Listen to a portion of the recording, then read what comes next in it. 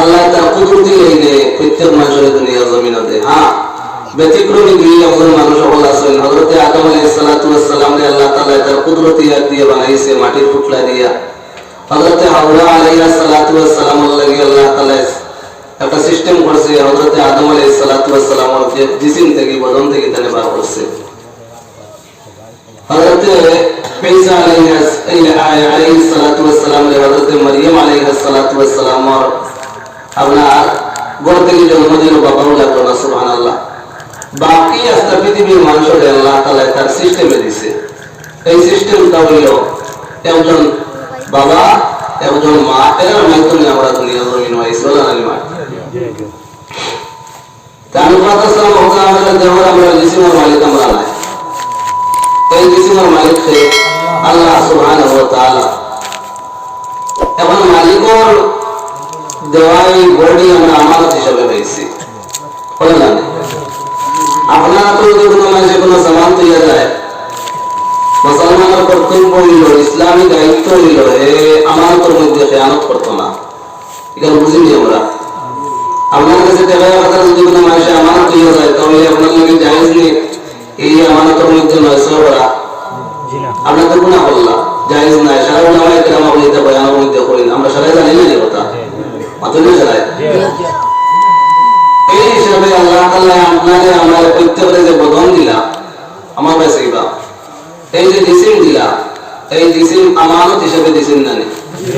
এখন এগুলো ব্যবহার করতে হইলে আল্লাহ তাআলা যেটা তার তৈরি দিব সিস্টেম ওগুলো ব্যবহার করলে বোঝা গেল আমানতের মধ্যে আপনি সহিভাবে আদায় করছেন, আমানতরে আমানত খেয়ানত করছেন না।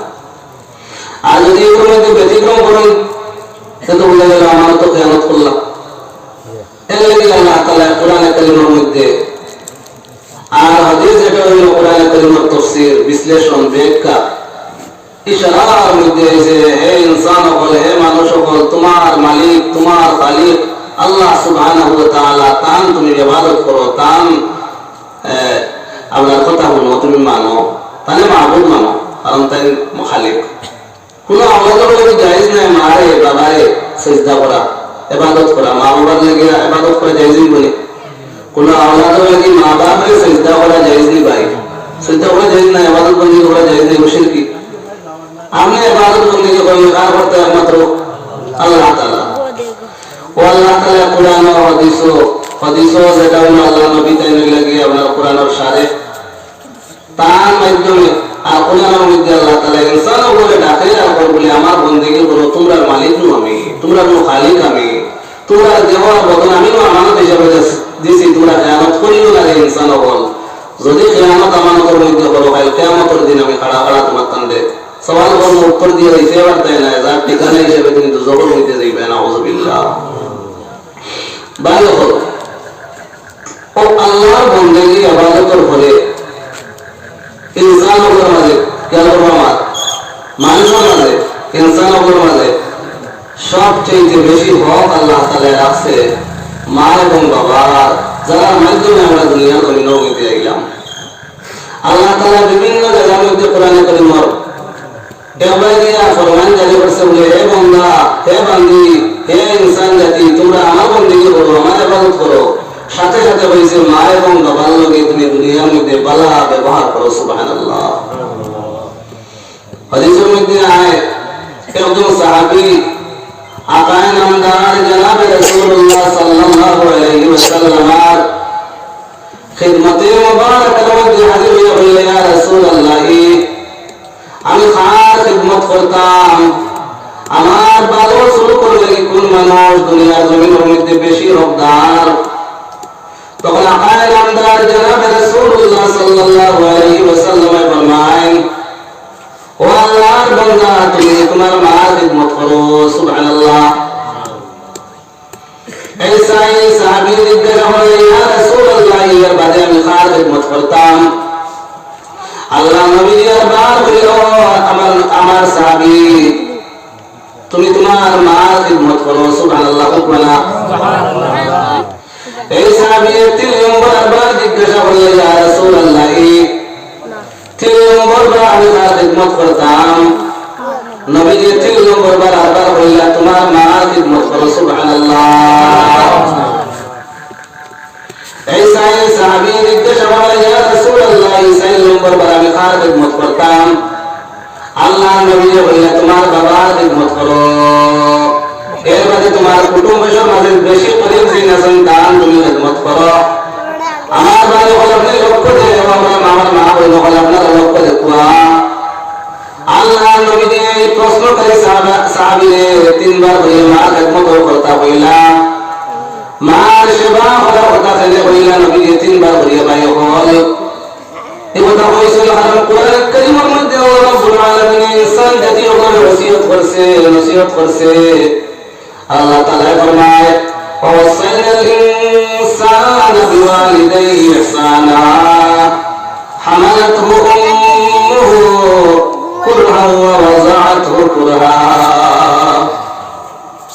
ومن شغل والإنسان قلبه তোমরা জানি রব্বুল আলামিন ওসিয়ত করিয়া তোমরা মা এবং বাবার সহিত ভালো ব্যবহার করো বলে সুবহানাল্লাহ। তার কারণ আল্লাহ রব্বুল আলামিন ফরমায় হামালাতহু উম্মুহু কুরহান তোমার মা তোমার পেটের মধ্যে তার পেটের মধ্যে বড় কষ্ট করিয়া লইছেন পুত্র নিশারায় ও ইনসান তোমার মা বড় কষ্ট করিয়া পেটের মধ্যে লইছেন। প্রথম দিকে বাবা অবুধ হয়েছেন না, প্রথম দিকে মা অবুধ হয়েছেন না। আমরা মার রেহেমের মধ্যে আইলাম না পাক পানি হিসাবে ভাই। এর বাদে জমাট রক্ত হইল, এর বাদে মাংস হইল, এর বাদে আল্লাহ হাড্ডি দিলা। হাড্ডি দেওয়ার বাদে আল্লাহ রাব্বুল আলামিন মার রেহেমের মধ্যে একটা জান দিলা, রূহ দিলানি পাতুন না। রূহ দেওয়ার সাথে সাথে আমরা মার রেহেমের মধ্যে পেটের মধ্যে লড়াচড়া করা শুরু করলাম। যত সময় যাইতে থাকলো আমরা বড় হয়েছি থাকলাম মার পেটের মাঝে। কোন সময় ঘুমন্ত মা এই অবস্থায় আমরা মাথা লাগাইলাম, মাথা দিয়ে গুতাগুতি করলাম, হাঁটু দিয়া ঠেলাঠেলি করলাম, ফাও দিয়া কুচি মারলাম। তখন মা পেটের মধ্যে বেদনায় ধরিলায় বমি শুরু হয় ভাই। ঘুমন্ত মার ঘুম ভাঙি যায়। কোন সময় ডাইনে দিয়া পরট ফিরাইতরা, কোন সময় বাউনে দিয়া পরট ফিরাইতরা। ছটফট করিয়া রাইত হইনি না মাতই সরায়। যত সময় যায় মার তকলিফ বাড়ে ভাই বাড়ে। যে সময় মার প্রসব বেদনায় ধরে সেই সময় যারার কোন ক্ষমতা নাই। ঘটনা আমার হলো ঘটে ভাই। কোন সময় হুশ আয়, কোন সময় হুশ যায় গিয়া, কোন সময় হুশ আর কোন সময় হুশ যার।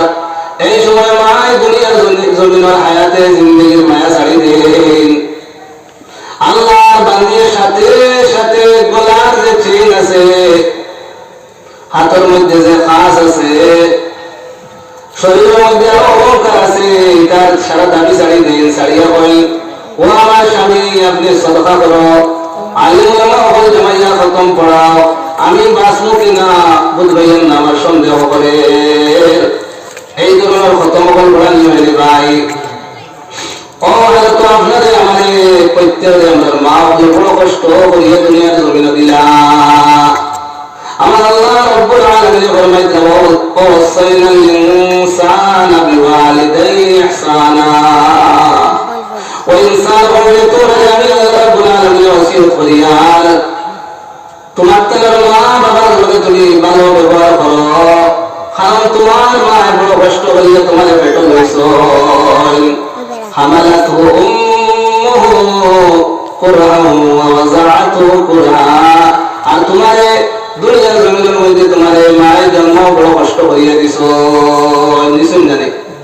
কত মা ডেলিভারি কেসের সময় মারা যায়, বাচ্চাও মারা যায়, কোনো সময় বাচ্চাও মানুষের নিয়ে ভালো এগুলো অন্যান্য ঘটনা, কত ঘটনা ঘটে। এরকম মুসলমান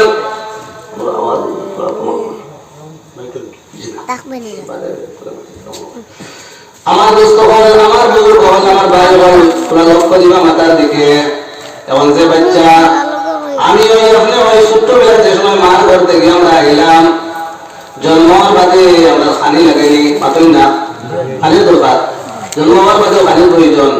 এবং খানিগুলো ডাক্তারও দিতে পারতো মানে এই সময় কুরবানি বুঝলি জানে যে তারা এই বাবা হইতো না আবার সিস্টেম হতো না এই কুটুমুট্টি বসি বাচ্চা কি তারাই তো আল্লাহ রাব্বুল আলামিন তার কুদরতের লীলা রে ভাই আমরা ওটার বাইরে আল্লাহর ঈমান আনার কথা আল্লাহর উপরে ইতিকাদ আমরা বাড়ার কথা না মাতুন না আল্লাহ রাব্বুল আলামিন যে মার ঘর থেকে বাচ্চা প্রসব হইল জন্ম হইল সেই মার স্তনের মধ্যে এই বাচ্চা খানির ব্যবস্থা করিয়া রাখলো সুবহানাল্লাহ আমরা 1 মাস 2 মাস না বরাবর প্রায় 2 বছর পর্যন্ত মার উড়ো খাইলাম রে ভাই মা স্তন মুখ লাগাইয়া দিলা বাচ্চাকে ঘুম লাগাইলা 20 মিনিট আমরা বাচ্চা ঘুমাইল ঘুমানির বাদে এবার বেটার বুক লাগে যায় এবার খান দিয়ে উঠিল মা কিনো ঘুমত আপনি বাচ্চার খান্দনের বাদে পাতুন না মার বার উঠিলা মা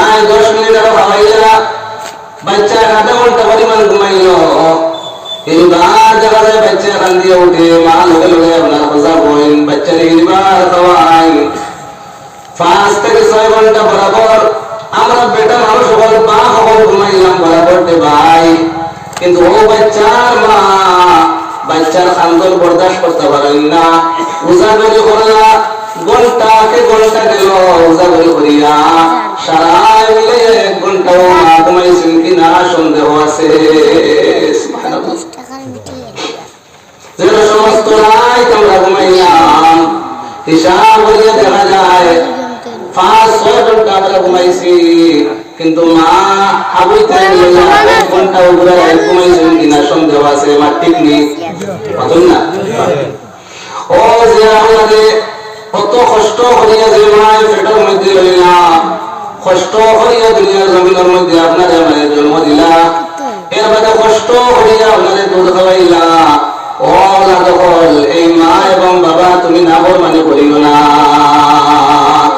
এখন একটা প্রশ্ন বুড়া লাগেন নি আমরা স্টিল হইয়া মজবুত হইয়া বলা লাগবে তাহলে যেটা বইব অন্তত বয়ান হইব আল্লাহ তাআলা তার কুদরতি নিয়লা ডালিয়ে হতে বিশৃঙ্খলার পরিবেশ হওয়ার বাজে মাথা দেয় না আমরা লড়তাম না তো ইনশাআল্লাহ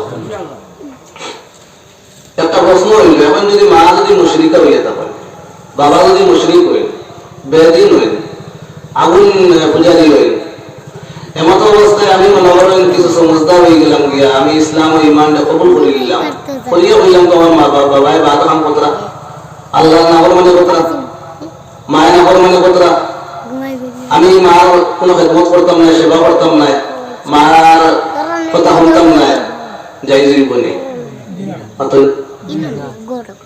বহুত বড় কঠিন একটা মাসলা আপনার মা মুশরিক বাবা মুশরিক মা বেদিন বাবা বেদিন আপনি আমার মুসলমান আপনি কত বড় মায়ের গুনাহ কাম করতা নামাজ করতা আরে মুসলমান বলে আপনার বাবা এবং মা কিন্তু নামাজ মানে প্রতিদিন নামাজ পড়েন না রোজা রাখেন না দুনিয়াবি নেতা আপনার কুরাবাত আছে ওটার মধ্যে এরা লিপ্ত এমত অবস্থায় হইতে বলে এই বাবা নাফরমান মা নাফরমান এরা খেদমত করতাম না সেবা করতাম না এরা থেকে আপনি বলে এখান গিয়া যাইলে বলি আমাদের লোকে কি কথা ভাই সাল্লাল্লাহু